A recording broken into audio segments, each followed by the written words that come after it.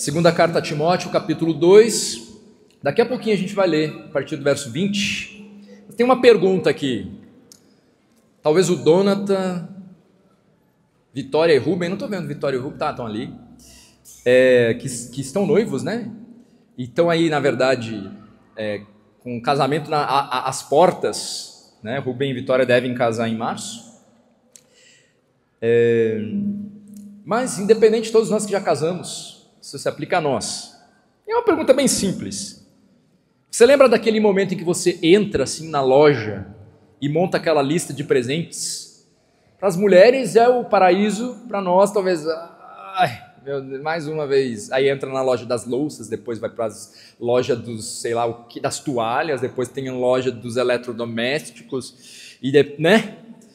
E talvez agora está mudando, essas listas eletrônicas, na verdade tudo vira dinheiro no fim das contas, estão perdendo um pouco o gosto, né? Mas você deve lembrar desse momento aí, montar a lista de presentes com aquela expectativa, né, da casa nova. E a ideia é montar a casa com os mais variados utensílios, para isso que serve, né? O chá de panela e essa lista de presentes aí. E toda a casa precisa mesmo de tudo. E olha como a gente consegue ter coisa, né? Experimente fazer uma mudança. O Cristian e a Larissa daqui a pouco vão mudar, né, essa semana. Para você perceber o tanto de coisa que você pensa que não tem, mas na verdade você tem. E muita coisa. Uma casa precisa de muita coisa. E desde o aparelho de jantar mais sofisticado, para você utilizar nos momentos, né, de ceia, de Natal, para recepcionar as visitas. Não sei se na tua casa tem alguma louça que, ninguém toca, porque essa aqui é para as visitas, né? Talvez a gente tenha que aprender a usar mais e considerar a nossa própria família. Não guardar só para as visitas, embora para as visitas, é claro que a gente vai preparar o que temos de melhor. Vai escolher os melhores utensílios, aquele prato mais bonito, não é verdade? A melhor toalha, não é? Nós não fazemos isso? Então uma casa precisa de tudo isso. Vai desde esses elementos até aquelas lixeiras que ficam na cozinha e outras, na nossa cultura aqui no Brasil, que vão lá para o banheiro. Vocês sabem que em alguns lugares não tem lixinho no banheiro, né? Também aí todo o encanamento é feito, eles desprezam ali tudo dentro do próprio vaso sanitário, mas daí vai fazer isso aqui no Brasil, meu filho, vai entupir tudo, né? Mas em alguns lugares toda a estrutura já é planejada para isso. E então, nós chegamos até mesmo naquela lixeirinha, que quando tu compra na loja ela tá bonitinha, mas depois você bota lá no banheiro e aí é o caos, né? E Paulo, de certa forma, ele vai apontar, né? Por que eu estou puxando esse assunto, né? Porque o texto de hoje, ele nos permite pensar nestes objetos e nas analogias que ele está fazendo aqui. Nessa metáfora, né? Uma grande casa cheia de utensílios, Paulo menciona, e ele tem um propósito, para ensinar Timóteo sobre a necessidade de se separar de toda a impureza, tanto prática quanto doutrinária, a fim de se tornar um obreiro realmente útil nas mãos de Deus. E aqui está um ponto que toca a todos nós os que cremos, e nós não temos muitos visitantes aqui, então somos aqui a igreja do Senhor Jesus Cristo. Que ponto é esse? Nós devemos ansiar por ser um instrumento útil nas mãos do Senhor. Nós devemos ansiar por querer ser aquele vaso escolhido para o momento sublime ali, para o momento de honra, né? E nós vamos entender como é que vai se dar essa analogia aqui. Não estou dizendo que a gente tenha que buscar honra para nós mesmos, mas nós devemos ansiar por ser este instrumento útil nas mãos do Senhor. Então, acompanhe a leitura em 2 Timóteo, capítulo 2, a partir do verso 20. Daqui a pouco, tudo isso vai fazer mais sentido, vai se montar o quebra-cabeça aí na sua cabeça. Diz assim, a partir do verso 20. Ora, numa grande casa não há somente utensílios de ouro e de prata. Há também de madeira e de barro. Alguns para honra, outros, porém, para desonra.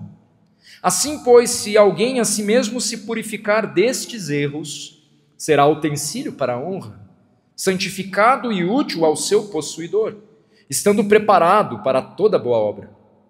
Foge, outro sim, das paixões da mocidade. Segue a justiça, a fé, o amor e a paz com os que de coração puro invocam o Senhor. E repele as questões insensatas e absurdas, pois sabes que só engendram contendas. Ora, é necessário que o servo do Senhor não viva a contender, e sim deve ser brando para com todos, apto para instruir, paciente, disciplinando com mansidão os que se opõem, na expectativa de que Deus lhes conceda não só o arrependimento para conhecerem plenamente a verdade, mas também o retorno à sensatez, livrando-se eles dos laços do diabo, tendo sido feitos cativos por ele, para cumprirem a sua vontade. Até aqui a palavra do nosso Deus. Então hoje nós vamos aprender que o servo de Cristo, ele deve separar-se da impureza prática e doutrinária e cultivar um caráter que o torne um instrumento útil nas mãos de Deus. Então, o servo de Cristo, os filhos de Deus, nós devemos ter esse tipo de atitude,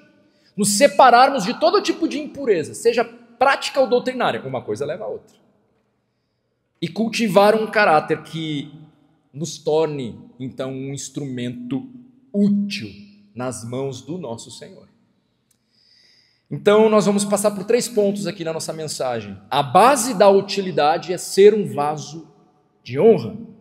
O caminho para atingir essa utilidade, o caminho da utilidade é separar-se da impureza. E o 3º ponto, o fruto da utilidade, a consequência de você se tornar este vaso útil nas mãos do Senhor, será realmente libertar os enredados no engano do próprio Satanás. Ser esse instrumento de libertação, como nós cantamos há pouco aqui, né? Como essa ponte, como esse abrigo no deserto, esse anseio que nós devemos ter. Então, o primeiro ponto, qual que é a base então dessa utilidade? Ser um vaso de honra, versos 20 e 21.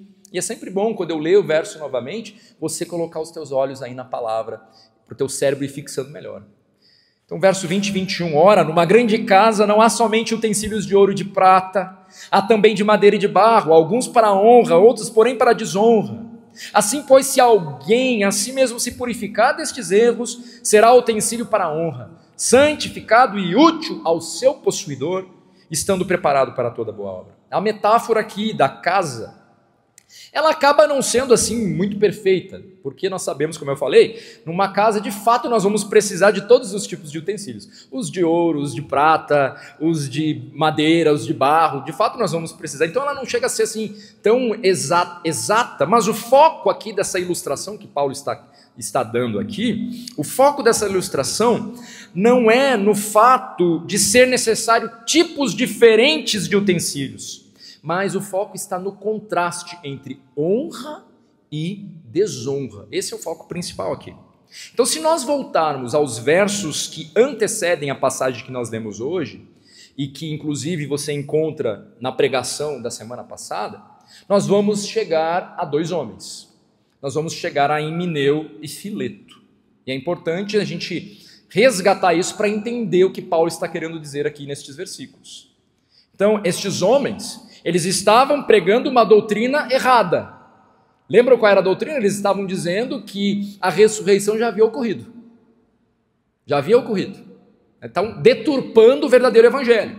Estava pervertendo a fé, inclusive, de alguns dentro daquela comunidade que estavam dando ouvidos a esses homens, que provavelmente por terem sido citados pelo nome, eram homens de liderança, muito provavelmente, né, ativos naquela comunidade, mas que acabaram se desvirtuando.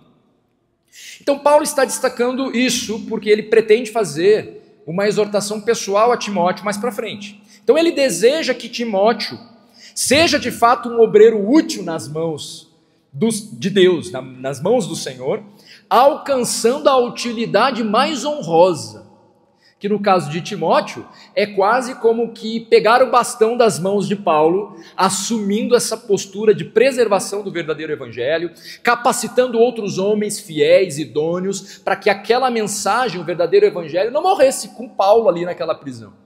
E é claro que nós sabemos que isso não iria ocorrer, porque o dono dessa obra é o próprio Deus. Mas Deus utiliza-se de homens para fazer essa obra.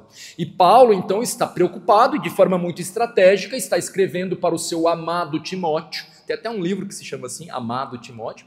Ele está escrevendo para o seu amado Timóteo, esse pastor mais jovem, dando essas instruções. Mas qual que é o alvo? É alimentar o ego de Timóteo? É claro que não. O alvo principal tem a ver com a mensagem que não poderia morrer. Mas essa mensagem, ela é dita, proferida por homens, por mulheres, por nós, irmãos. Eu e você temos um dever de proclamar o verdadeiro evangelho. Então, no verso 20, Paulo quer deixar claro qual é a base para uma vida útil nas mãos do Senhor. É isso. Qual que é a base para você ter essa vida útil? Quer ser útil nas mãos do Senhor? Como nós cantamos hoje? Então aqui está a base. Bom, a presença de falsos mestres dentro da igreja, perturbando a igreja, não deveria chocar Timóteo, e muito menos intimidá-lo. E por quê? Porque em toda casa grande, ele faz questão de falar que é uma casa grande, porque numa casa pequena talvez não iam ter todos os utensílios, né? Mas numa casa grande ia ter de prata, de ouro, de... Casa mais pobrinha talvez vai ter só madeira e barro, mas o exemplo é dessa casa grande. Nessa casa grande há todo tipo de vasilhas e utensílios. Há coisas de metal precioso, metal ordinário. Há coisas que têm uma utilidade desonrosa, como a lixeirinha lá do nosso banheiro. E outras cujo uso é honroso, os teus faqueiros de prata, para o momento de honra. Então, de fato, o joio e o trigo crescem juntos. Em um primeiro momento eles se parecem muito, é bem parecido. A distinção só se dará no juízo de Deus. E isso explica a presença, então, de Himeneus e Filetos dentro da organização igreja, ao longo de toda a história. Tudo que a gente presencia nos nossos dias, não há nada novo mesmo debaixo dos céus. É nos primórdios, é no nascedouro da igreja, Himeneus e Filetos, minando já essa doutrina, trazendo discórdia e divisão para dentro da igreja. Então, nós temos que lembrar que mesmo a presença do joio, entretanto, não escapa à soberania de Deus. Deus é soberano sobre tudo e sobre todos, e Ele vai cumprir os seus propósitos. Ou seja, a igreja visível, que é isso que a gente consegue tangenciar, né? A igreja visível, composta por todas as igrejas locais espalhadas ao redor do mundo, a igreja visível, tal como nós a conhecemos aqui na terra, ela contém crentes genuínos, alguns muito fiéis, que a gente poderia comparar ao ouro, outros nem tanto, talvez aí comparáveis à prata, e contém também hipócritas, o joio. Alguns têm como propósito ser para a honra, os demais para desonra. É o que Paulo está explicando aqui para Timóteo. Isso não deveria intimidar Timóteo e também não deveria chocar Timóteo. Agora, como alguém pode discernir se é um utensílio para honra? Como você pode discernir se você é um utensílio para honra? E o verso 21. Se alguém efetivamente purificar-se destas coisas, o mesmo será um utensílio para a honra, santificado, muito útil para o dono, verso 21, preparado para toda boa obra. Então, um vaso de honra, um filho de Deus, ele não se associará de forma íntima com os hipócritas, com os que se firmam em uma visão mundana e antibíblica em relação à Bíblia. Há um alerta de Paulo, então, para que a igreja verdadeira se posicione, de modo que ela não venha a cair no engano, imitando a conduta daqueles que relativizam a palavra de Deus. Então, Paulo faz esse alerta. E não deixa também, é um alerta, mas não deixa também de ser uma palavra de esperança. né?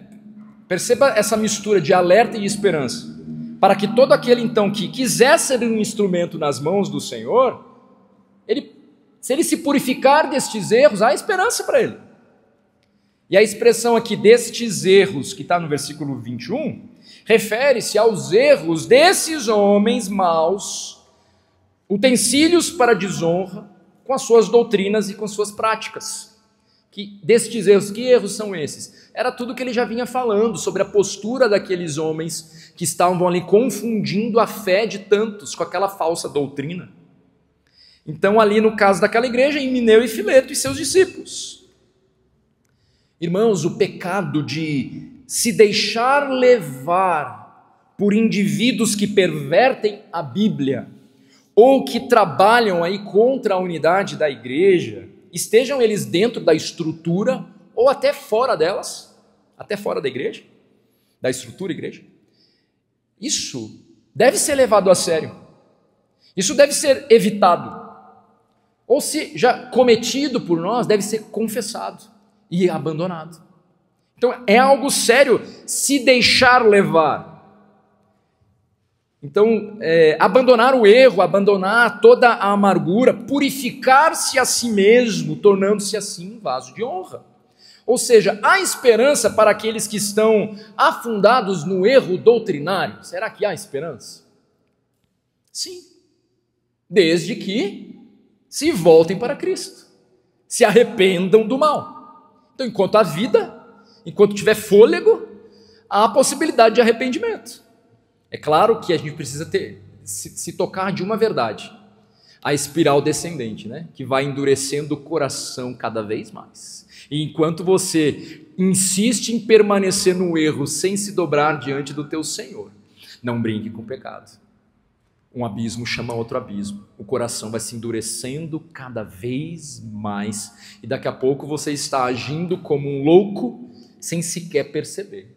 Pensando ser sábio. Pensando ser sábio.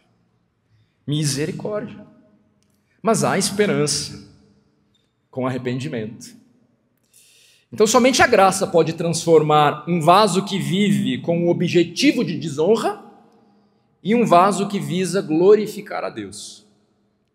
Então a gente está falando aqui de atitude, de postura, a gente está falando aqui. Eu não estou associando necessariamente lá com vaso de honra e desonra de Romanos 9, que nós sabemos que Deus, antes da fundação do mundo, Ele determinou, estes serão salvos. E aí então ali tem toda aquela ideia, vasos para honra e vasos para desonra, não tem? Tem. Mas aqui é uma perspectiva um pouco diferente.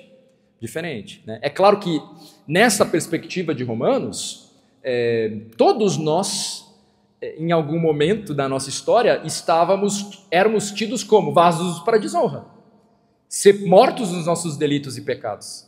Embora na perspectiva da eternidade, Deus antes da fundação do mundo já havia nos escolhido para sermos vasos de honra. Mas aqui nesta passagem, ele não está se referindo a essa perspectiva da eternidade, nesse sentido de eleitos e não eleitos, né? Mas ele está se referindo a uma questão de postura, de atitude dentro do que Deus nos pede. E talvez você pense, é realmente tão grave assim dar ouvidos a certas conversas? Será que quando você está lá olhando, zapeando lá, ou vendo os vídeos, será que realmente é muito grave você parar em determinado vídeo de algum pregador duvidoso e ficar ali vendo, escutando? Claro, a gente tem que reter, tem que saber, mas cuidado, há um grande risco de daqui a pouco você pegar as meias-verdades, né? Então tem ali as meias-verdades e tem a mentira, isso é muito perigoso.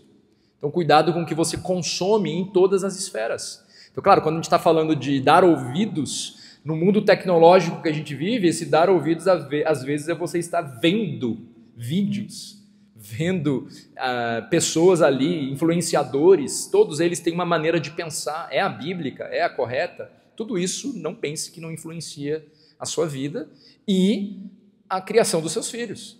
O que eles estão assistindo está moldando o caráter deles, não tenham dúvida disso. Desde o desenho mais inocente, está moldando aí, você está instruindo eles de alguma maneira. Então, assim, é realmente tão grave dar ouvidos a algumas conversas? A Bíblia nos mostra que sim. e com muita seriedade. A Escritura ela é muito clara sobre o perigo de dar ouvidos a quem distorce a verdade ou a quem semeia divisão dentro do povo de Deus. Paulo ele adverte que haverá aqueles, e aí nós ainda iremos olhar para esse texto, mas haverá aqueles que não suportarão essa doutrina. Pelo contrário, cercar-se-ão de mestres segundo as suas próprias cobiças. Olha que coisa doida. Vão se cercar de mestres que vão dizer aquilo que eles querem ouvir. E o que mais aqui? Se recusarão a dar ouvidos à verdade, entregando-se às fábulas. 2 Timóteo 4, 3, 4. Paulo vai lembrar ainda que fábulas e especulações promovem discussões e não o serviço de Deus. 1 Timóteo 1, 3, 4. Por isso nós somos chamados, de fato, a nos afastarmos daqueles que provocam divisões e escândalos contrários às Escrituras. Romanos 16, verso 17. Nós somos convocados a rejeitar o homem faccioso depois de admoestá-lo uma e outra vez. Tito 3, 10 a 11. Nós somos chamados a não nos deixarmos levar por doutrinas vazias e estranhas. Hebreus 13, versículo 9. O livro de Provérbios, ele também vai nos lembrar que o malfeitor, ele dá ouvidos aos lábios iníquos. O mentiroso dá atenção à língua destruidora. Parece que é uma coisa que se retroalimenta aqui, Provérbios 17, verso 4. Também vai nos lembrar aí, sem lenha o fogo se apaga, e não havendo difamador cessa a contenda. Provérbios 26, 20. E em contraste a tudo isso, Jesus diz, o que ele disse? Que as ovelhas não seguirão o estranho, antes elas fugirão dele, porque não conhecem a voz dos estranhos.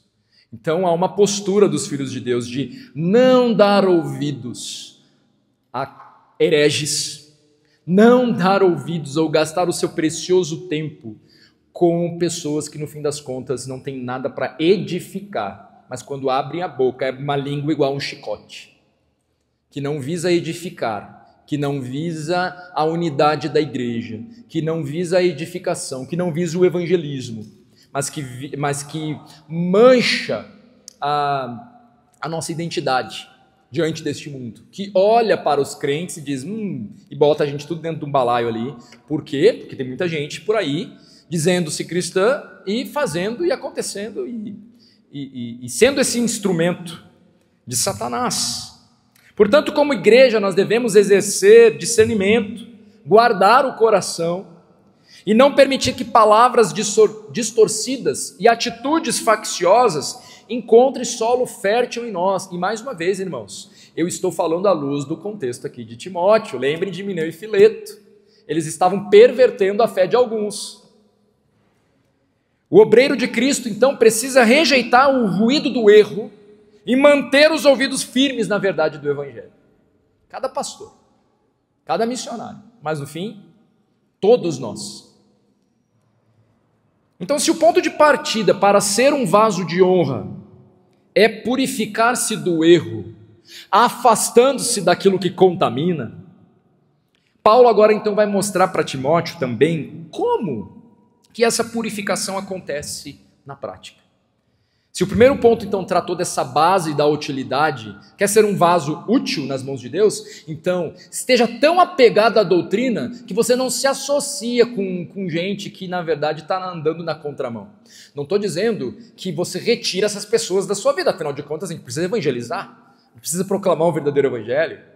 Não, também não se refere a um irmão nosso que está em pecado, que caiu e que precisa ser corrigido, ensinado. Isso não é assim, pecou, então não fala mais comigo, não quero mais. Não é disso que se trata. Nós estamos aqui falando de realmente algo consistente. Pessoas que se levantam, até mesmo às vezes no seio da igreja, como um instrumento diabólico, não para aglutinar, mas para espalhar. Não para unir, mas para dividir. E aí, eu e você não podemos ficar indiferentes. E é claro, é neste momento que temos que ter a coragem de lembrar que o espírito que Deus nos deu não é um espírito de temor, mas de ousadia, de amor, de moderação, para que quando confrontados por esse mundo de trevas que odeia Cristo e a sua palavra, a gente com muita sabedoria, peraí, agora não dá mais, agora eu vou ter que falar. E aí vocês lembram do exemplo que eu já dei, não vou dar de novo para não ter que fazer cortes de novo. Mas a verdade é que posicionamento, dentro e fora. E a base para esse posicionamento tem a ver com esse passo de purificação. Aquele que se purificar destes erros, não se associar com o que é herege e com aquilo que causa divisão na igreja, este será tido como um vaso de honra, como um instrumento útil nas mãos do Senhor. E de fato, né, irmão? Né, meus irmãos? Quando nós estamos gastando as nossas energias com as pecuinhas, que o Provérbios vai dizer que nós gostamos de um fuxiquinho, como se fosse um bombonzinho gostosinho, a nossa vitalidade para estarmos focados na obra, realmente ela vai esmorecendo. Então não é à toa. Quer ser um instrumento útil nas mãos do Senhor? Inclina os teus ouvidos para aquilo que edifica. Abra a tua boca para somar, firmado nas Escrituras. Experimenta fazer esse movimento. E ver se daqui a pouco você não vai estar a mil pelo Brasil, servindo ao Senhor e contagiando outros com essa alegria do servir, né? Posicione-se como um filho de Deus. Então, base, ele falou da base. Agora, o próximo ponto fala desse caminho. Como é que é esse caminho, então, da utilidade? Eu já meio que falei um pouquinho aqui. Esse caminho vai passar necessariamente por escolhas concretas de santidade e separação, tanto do pecado quanto dos falsos ensinos. E o ponto 2, então, é agora mostrando o caminho dessa utilidade, separar-se da impureza, versos 22 e 23. Foge, porém, das paixões da mocidade, segue a justiça, a fé, o amor e a paz com os que de coração puro invocam o Senhor, e repele as questões insensatas e absurdas, pois sabes que só engendram contendas. Timóteo, como vocês já sabem, ele tinha aqui provavelmente entre 37 e 42 anos, quando Paulo escreveu essas palavras aqui. Ele era relativamente jovem, dada o posto em que ele estava, dado onde ele estava ali como um pastor ali em Éfeso. Nessa posição de tamanha confiança, de tamanha responsabilidade, realmente é jovem. Por isso que Paulo não apenas prepara o coração de Timóteo para tomar cuidado com os falsos mestres, evitando associações perigosas, ele também agora aponta o tipo de postura que mostraria a todos que Timóteo não era apenas um vaso de honra em posição, ou teoricamente, mas também em aparência, em conduta. É aquela velha história, não basta ser, é preciso parecer ser. E nós, como cristãos, é exatamente isso. As nossas intenções, é claro, Deus sempre vai olhar para as nossas intenções. E ali ele descobre muita coisa mal intencionada, né? Porque está distorcido, ele não é o foco, ele não é o centro. Mas não basta, as intenções não bastam. É preciso parecer. E aí, claro, todos nós precisamos correr atrás disso. Todos nós somos falhos mesmo.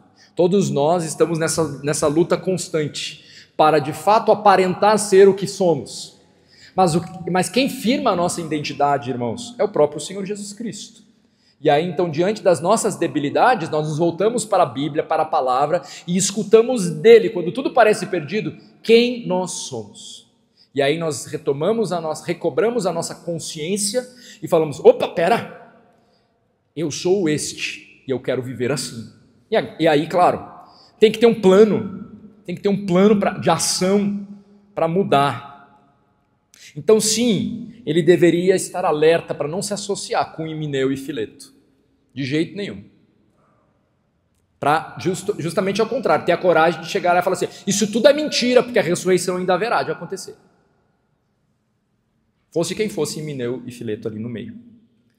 Mas ele tinha que não somente parecer, ser com a sua conduta. Então Deus deseja, irmãos, que todos nós vivamos de forma coerente com a identidade que nós temos em Cristo. Aquilo que somos deve repercutir nas nossas ações, em cada decisão que nós tomamos, em todas as áreas da sua vida. Então, para Timóteo ser de fato esse obreiro útil, pronto e capaz, ele deveria se separar da impureza prática com um estilo de vida puro e também com pureza doutrinária. Então, no que se refere a esse estilo de vida puro, Paulo vai dizer, foge dos desejos da juventude. Verso 22a. Mas note, ele já tem uns 42 anos. A palavra aqui para foge, ela tem a ver com fugir para buscar segurança. Sabe quando José fugiu para o Egito com Maria e o menino Jesus? Então a ideia dessa fuga, você foge para encontrar segurança. Você foge para encontrar refúgio. É uma fuga intencional, determinada, urgente. Timóteo deveria fugir desse jeito. E eu e você devemos fugir de tudo aquilo que nos contamina com essa mesma determinação aqui. Nós somos chamados a fugir com determinação de toda a impureza. Não devemos pensar então que Paulo tem em mente aqui apenas questões sexuais, porque geralmente, porque fala a palavra juventude, o que vem na nossa mente? Olha, jovens, a gente pega esse texto e fala, jovens, vocês devem viver em santidade, viu? Cuidado aí com esse namoro. E embora seja verdade, Deus deseja pureza absoluta. Todos os jovens salvos em Cristo Jesus, aqueles que estão virgens, Deus deseja que você case exatamente assim, com certeza. Esse é o plano de Deus. Ah, mas agora já não deu, pastor. O que acontece? Bom, vai lá, confessa. E o nosso Deus é um Deus de restauração. Um Deus de que... A própria confissão faz parte desse movimento de purificação, de afastamento. Caí, entretanto, porém, Senhor, eis-me aqui, socorro, perdão, eu quero te obedecer. E aí como é que você vai instruir os teus filhos, então? Não com base na sua experiência, mas com base no padrão do Senhor Jesus Cristo. Então, é claro, esse versículo não está limitado a essas questões de ordem sexuais, embora também envolva. Desejos da juventude é um termo muito mais amplo. Inclui o prazer desmedido de satisfazer apetites físicos. Então, tanto a impureza sexual, quanto também a glutonaria, a busca desenfreada por comida, por bebida, sem pensar muito, só está engolindo ali para tentar suprir alguma coisa, alguma ansiedade do seu coração. Então Jesus, como é que ele resiste a essa esfera? Quando ele responde ali em Mateus 4, não só de pão viverá o homem, mas de toda palavra que sai da boca de Deus. Jesus, sendo tentado nessa mesma esfera, ele vai lá e vence. Com relação a esses apetites físicos, Jesus então diz, peraí, nem só de pão viverá o homem, mas de fazer a vontade de Deus. Ele é o nosso modelo da vitória. Agora aqui também inclui essa paixão juvenil, por ser o primeiro. Sabe aquele ímpeto de desejo de brilhar, de conquistar aplausos? Jesus, ele vence essa tentação quando ele faz o quê? Quando ele se recusa a se lançar ali do pináculo no templo.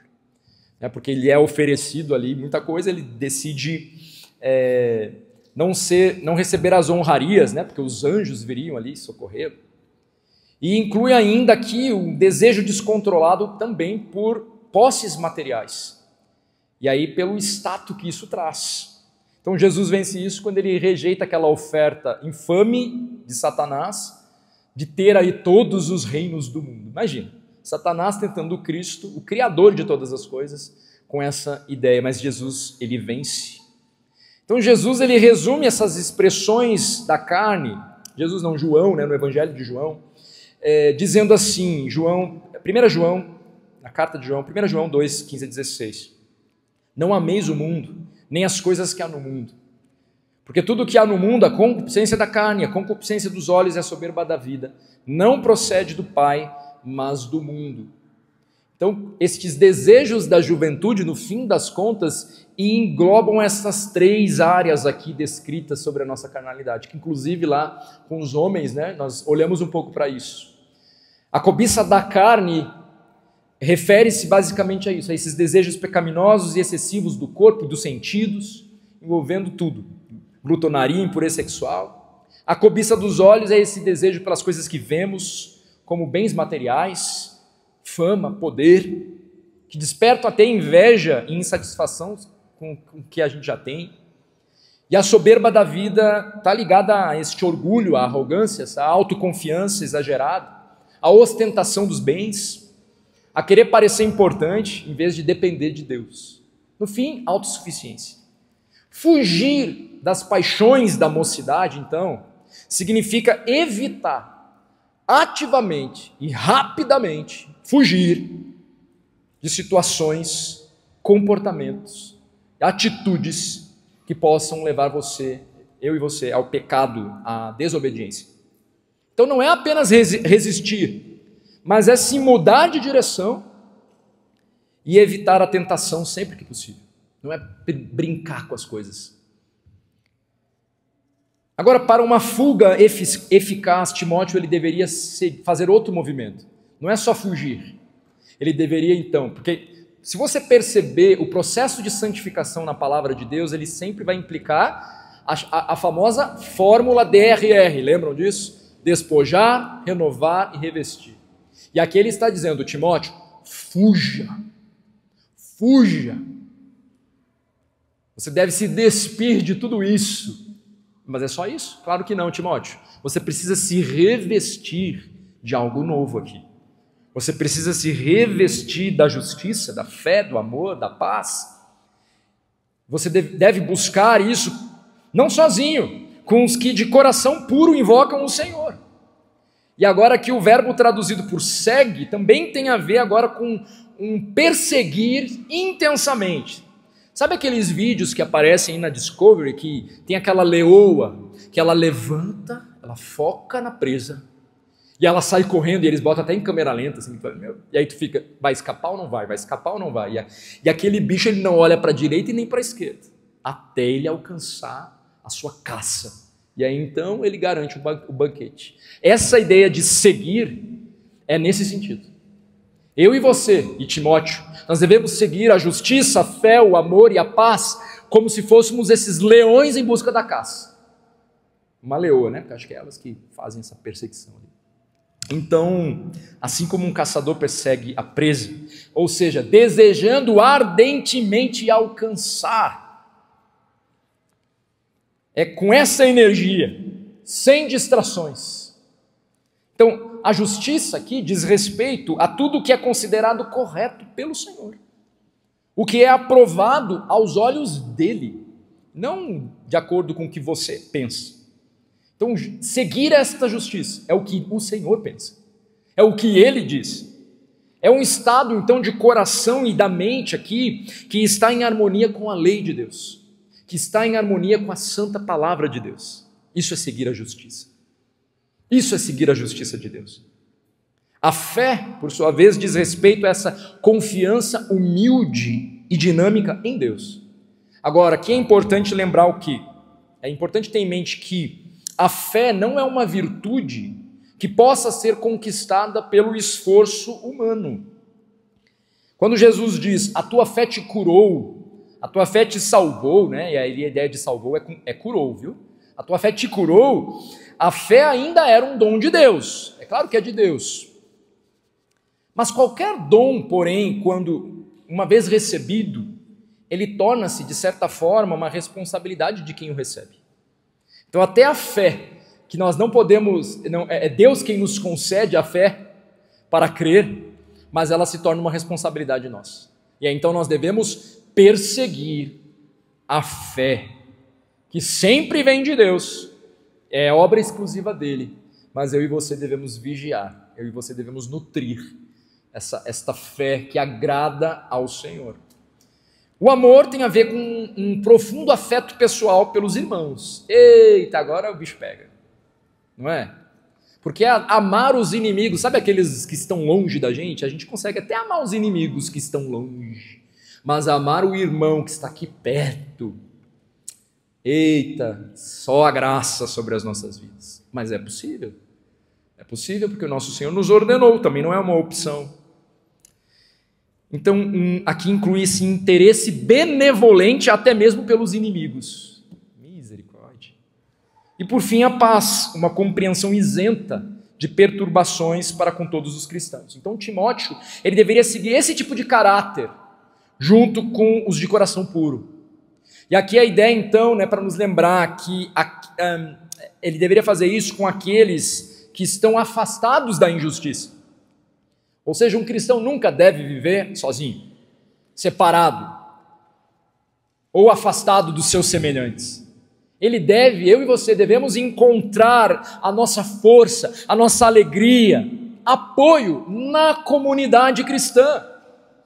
Em outras palavras, o caráter cristão é moldado em comunidade. É moldado no seio da igreja local. Cada vez que você se isola, Provérbios 18 vai dizer, você está buscando os seus próprios interesses. Mas aí, se fomos salvos em Cristo, para mortificarmos os nossos interesses, os interesses de Deus prosperarem, superabundarem e estarem acima das nossas vontades, dos nossos desejos. Então Timóteo, ele deveria perseguir assim tudo isso.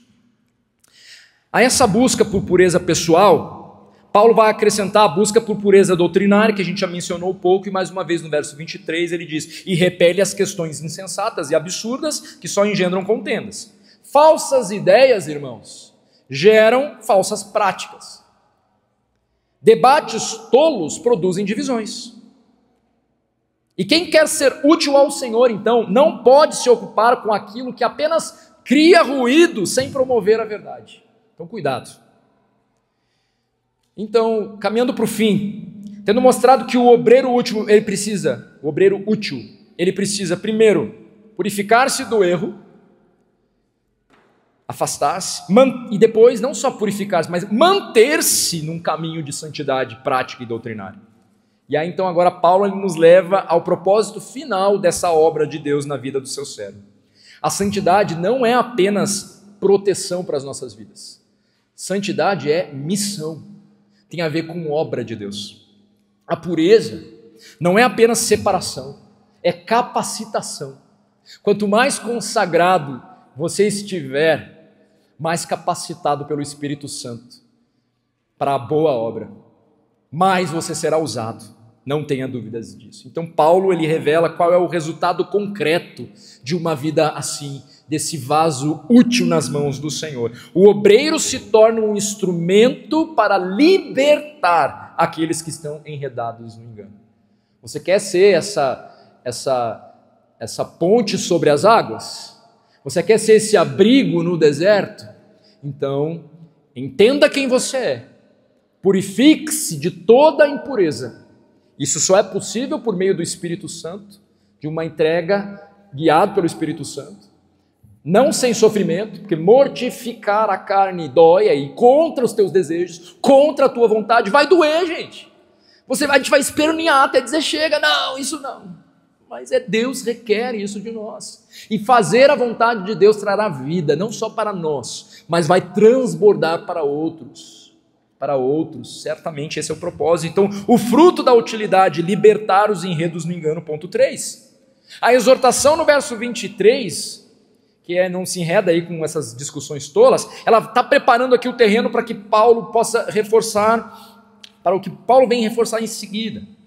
Se Timóteo deseja ser esse instrumento útil nas mãos de Deus, ele não pode desperdiçar energia com questões fúteis, com discussões vãs ou contendas improdutivas.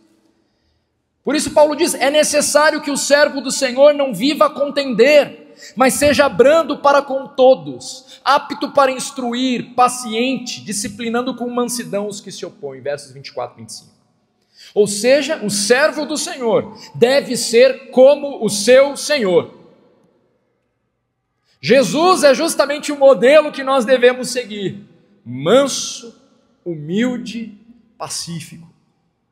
E um texto que tem falado muito ao meu coração, e eu já compartilhei com os irmãos, mas vou compartilhar de novo. Está em 1 Pedro, capítulo 2, versos 22 e 23. Jesus não cometeu pecado, nem dolo algum se achou em sua boca, pois ele, quando ultrajado, não revidava com o traje. Quando maltratado, não fazia ameaças, mas entregava-se àquele que julga retamente. Que maravilha, que atitude do nosso Senhor, e Ele nos convoca a ter esse mesmo tipo de atitude.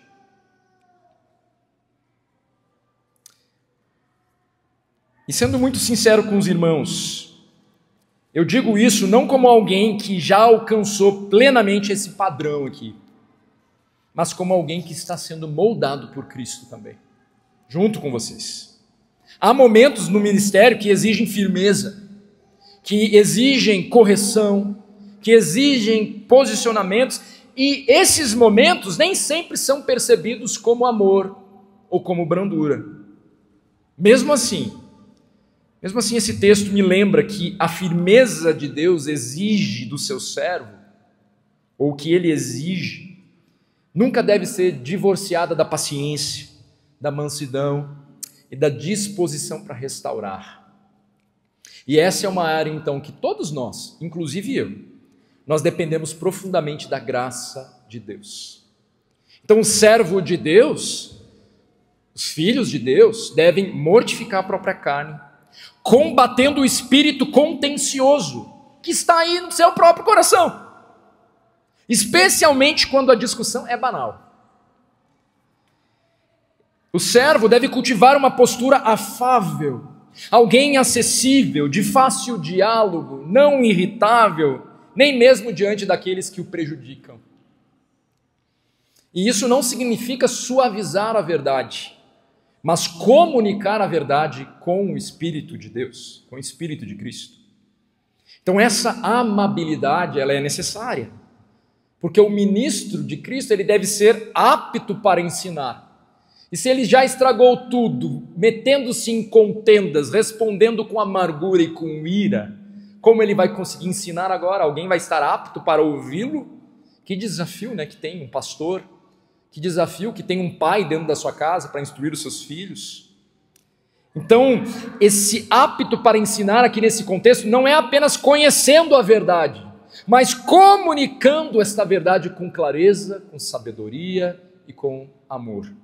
Então há momentos, irmãos, em que a verdade bíblica ela vai contrariar, na grande maioria das vezes, né, gostos, preferências e condutas, mas mesmo assim, o obreiro de Deus, o filho de Deus, deve enfrentar as injúrias com paciência, lembrando que o objetivo nunca é vencer discussões, mas ganhar almas, ganhar o irmão, e nunca meramente vencer uma discussão.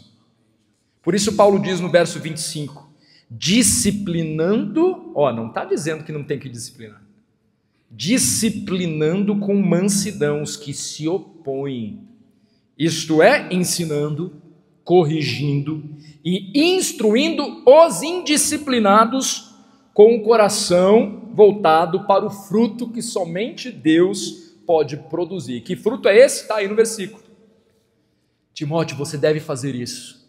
Você deve engolir o seu orgulho e não se envolver em contendas, na expectativa, olha aí no verso 25, na expectativa de que Deus lhes conceda não só o arrependimento para conhecerem plenamente a verdade, mas também o retorno à sensatez, livrando eles do laço do diabo.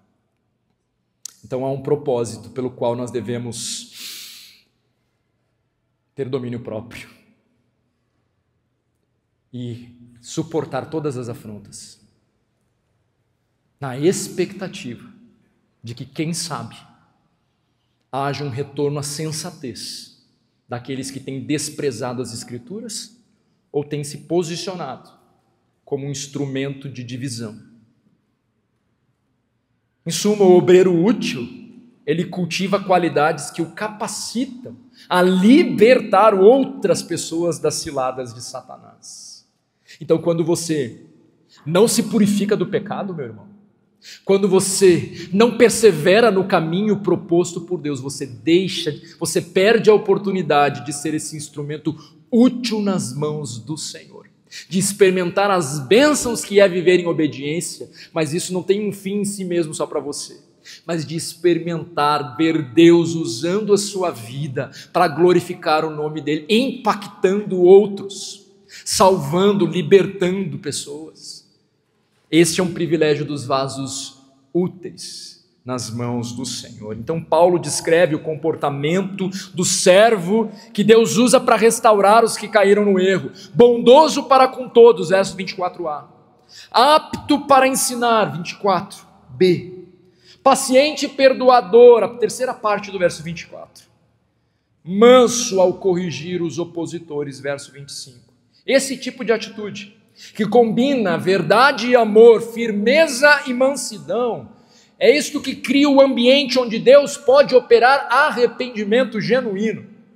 Afinal, o objetivo final do obreiro da verdade, o nosso objetivo como servos de Cristo, é ver pessoas sendo arrancadas das garras do engano e reconduzidas à plena sobriedade diante do Senhor Jesus Cristo.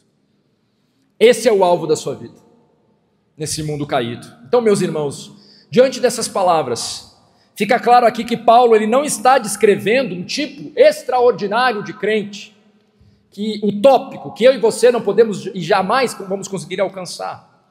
Mas aqui é o chamado normal para todo servo de Cristo. Então, em dias de confusão, disputas, conversas corrosivas e ensinos que afastam o povo de Deus da verdade, o Senhor continua buscando vasos que Ele mesmo possa usar. E pasmem, Ele quer usar eu e você. Mas você precisa purificar-se a si mesmo. Você precisa voltar ao primeiro amor. Você precisa abandonar o erro. Você precisa mudar de direção. Você precisa ter um coração quebrantado e contrito. Você precisa se abster de toda a imoralidade sexual. Você precisa se abster de tudo aquilo que desagrada o Senhor, dos desejos da juventude.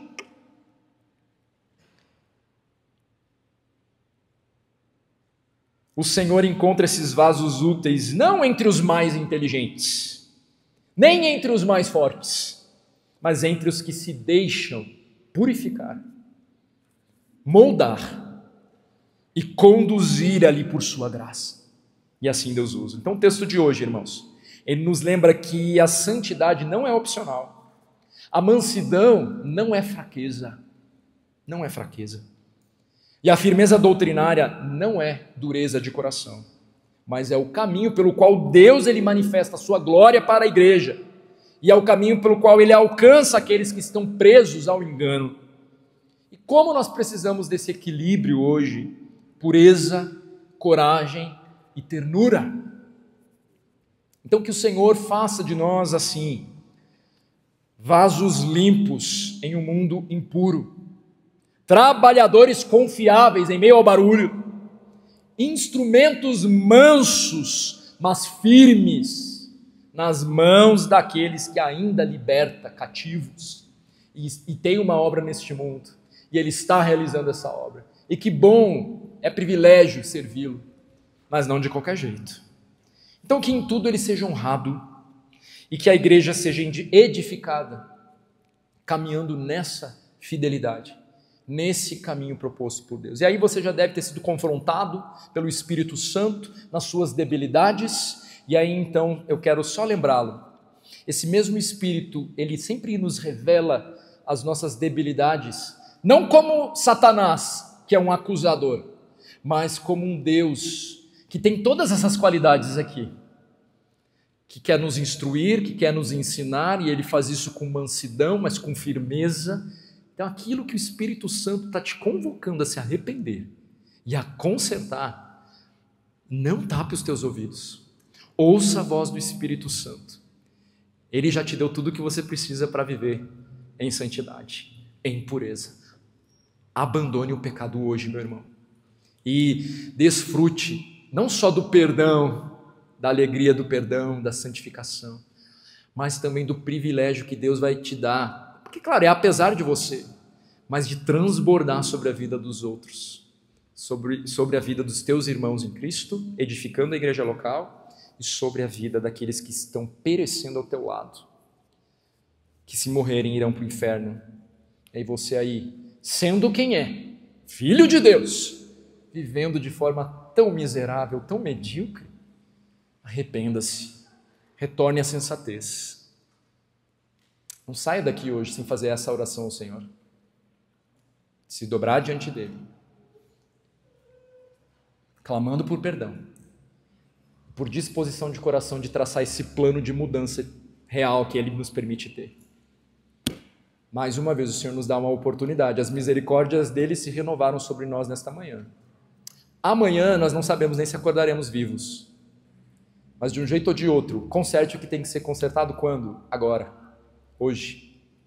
Então eu quero convidar você a baixar sua cabeça e a considerar essa palavra, a considerar essa exortação que vem da parte do Espírito Santo de Deus, que falou ao nosso coração, porque a palavra de Deus foi lida e explicada aqui essa noite.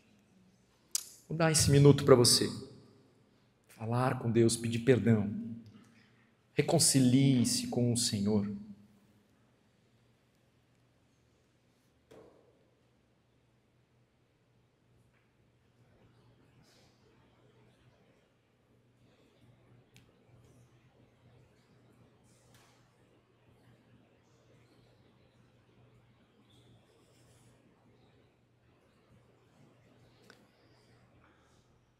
Poderoso Deus, pedimos perdão pelos nossos pecados. O Senhor conhece cada um aqui no íntimo, como é bom saber disso. Eu peço, meu Deus, que aquilo que está alinhado à Tua palavra, que o Senhor de fato escute o nosso clamor e nos conduza a um arrependimento verdadeiro, genuíno, que produz mudança nas nossas vidas. Uma mudança que é uma luta, que vai até o último dia, mas o Senhor já nos deu as armas que nós precisamos para essa batalha. A Tua palavra, o Espírito Santo, a comunidade da fé, para vivenciarmos tudo isso. Então, meu Deus, endireita as nossas veredas. Queremos ser esse instrumento útil nas Tuas mãos, e é possível. Então, Senhor, perdoa, purifica-nos, Pai. Coloca no nosso coração essa disposição de abandonar o engano, a mentira, o pecado, hoje.